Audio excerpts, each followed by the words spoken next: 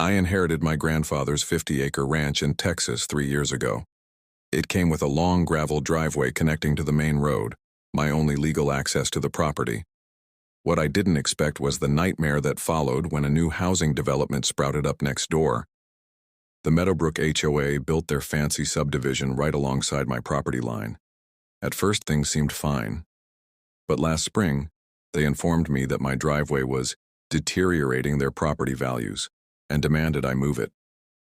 When I refused, citing my legal easement rights, they took matters into their own hands. One morning I woke up to find concrete barriers blocking my driveway entrance.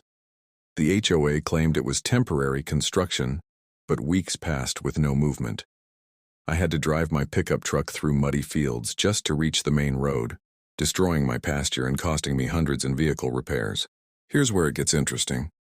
While blocking my legal access, the HOA residents had been using an old cattle trail on my property as their personal shortcut to the shopping center.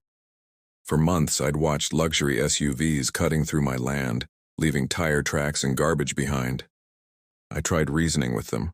I called the county, I even hired a lawyer, but legal processes move slowly, and I needed access to my property immediately for livestock deliveries and emergencies. That's when I remembered my grandfather's old cattle management tools in the barn. Portable spike strips designed to control where livestock could graze. Perfectly legal on private property. I strategically placed these strips along their favorite shortcut route, right where the trail cut deepest into my land. I also posted clear, private property, no trespassing signs every 20 feet. The results were immediate. Within a week, I heard multiple vehicles limping away with flat tires. The HOA president showed up at my door, furious, threatening to sue me for vandalism. I calmly explained that they were welcome to use the public roads like everyone else, just as I should be allowed to use my legal driveway. I also mentioned that my security cameras had been recording their trespassing for months.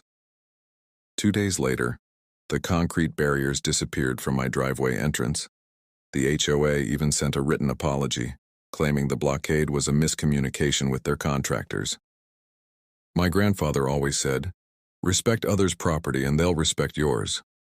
Sometimes people just need a gentle reminder about what respect actually means. The spike strips are now safely stored in my barn, but those private property signs are staying up permanently.